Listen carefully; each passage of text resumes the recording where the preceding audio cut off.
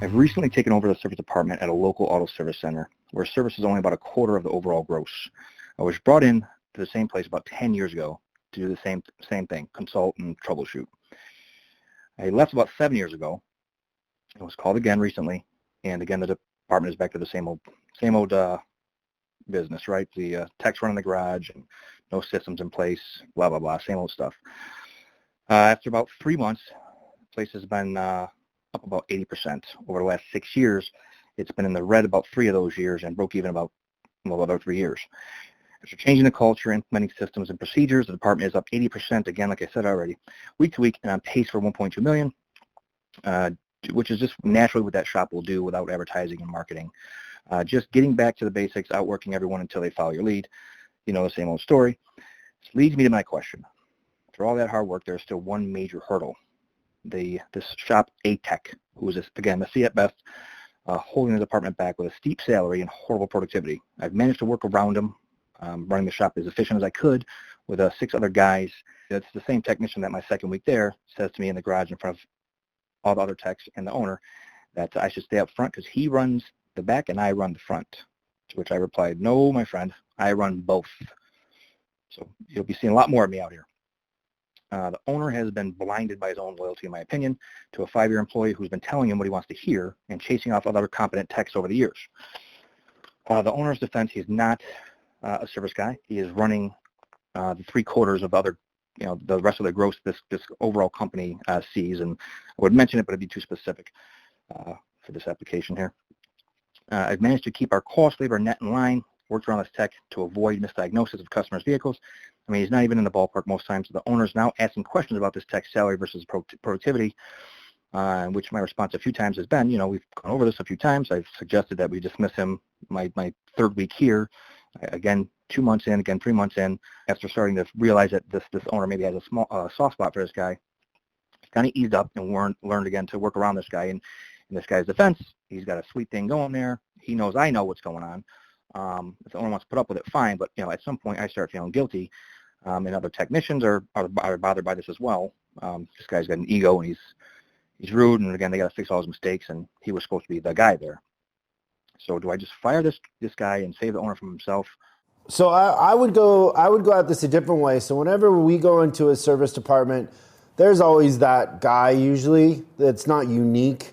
And I'm sure you've experienced it also. And they're just kind of marking their territory. They know that they're not as good as what they're being paid, but their bills and everything else are matching what they're being paid, right?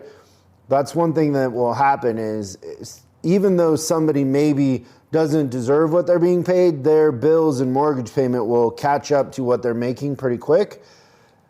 And so I would make it about the production and the quality, and I wouldn't make it about the person in the beginning. So I would, every week I would do an Excel spreadsheet, and I would have everybody's efficiency and their cost and what the gross is on every tech. And I would just do a performance hierarchy, and I would give that to the owner, and I would actually give each tech their individual one. So I wouldn't, you don't want every tech to see what everybody else is making, but I would also have a board in the shop that listed out every day the efficiency. And then the next thing I would do is I would not protect the guy from comebacks. I would give him diagnosis. I would treat him in the way I dispatch, just like he was in A-Tech and the best there. And I would create a comeback sheet. And every time he had a comeback, I would give a copy to the owner and to him and put one in a file.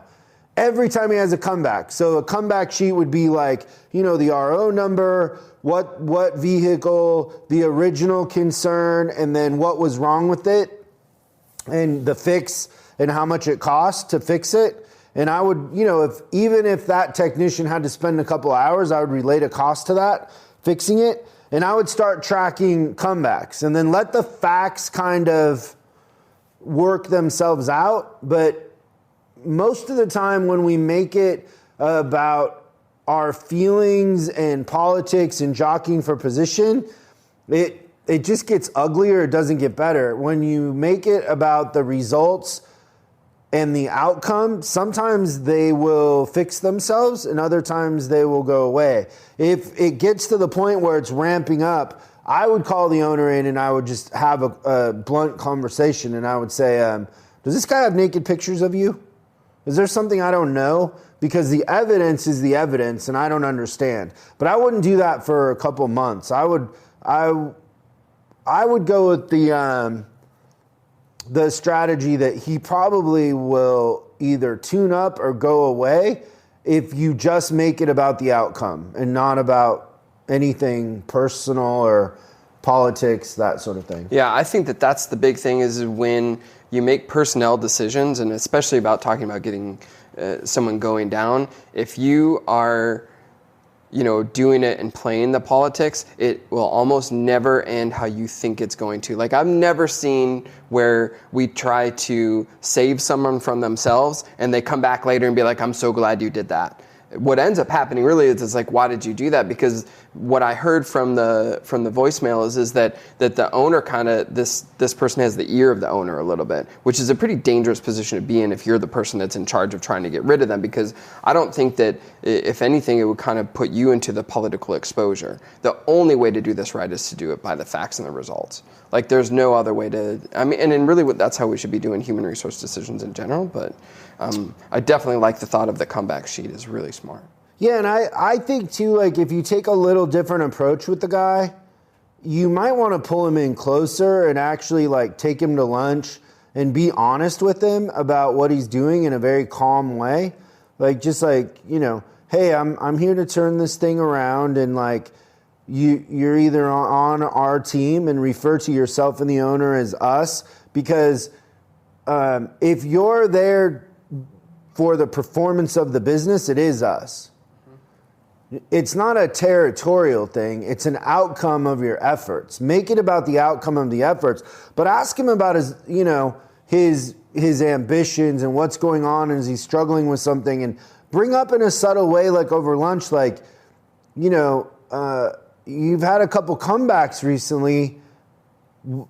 Don't you think that somebody at your level should be double checking their work? And you might, by pulling them in closer and having a little empathy and really trying to understand him, instead of just meeting his resistance with resistance, you might be able to fix him too, because, there is a value to a technician if you can fix them. Yeah, the best case scenario is not that technician leaves. The best case scenario is that they flip and become your teammate. Yeah, he's telling you with his actions, if you listen, that he wants to belong, that he's looking to feel important. His whole driver there is ego and somebody stroking him, so stroke him. Like, who cares? Like, I think one of the most important sayings in business is, if you're listening to this, Christian's eyes, I pointed at him, I said, the most important saying in business, and then I pointed at him like, hey, what is it? Like, this is a test. And his eyes got as big as grapefruits. Which is, I don't know where you're going, but I'm hoping once you say it, I'll know. I'd rather win than be right. I'm not looking to be right. Yeah. I'm looking to win. So I don't need to be right. I'm not right a lot. I'll listen. It's like people who are like, oh, you should never talk politics. That's because they're stuck in their opinion. I'll talk politics because I want to understand. It doesn't take that long for me to figure out that you don't know what you're talking about most of the time, but I still have great conversations with people about things that I learn a lot. And even if I don't agree with them, it's fascinating to understand why they see it the way they do. Like how their parents did such a terrible job that they ended up that messed up, or whatever it is.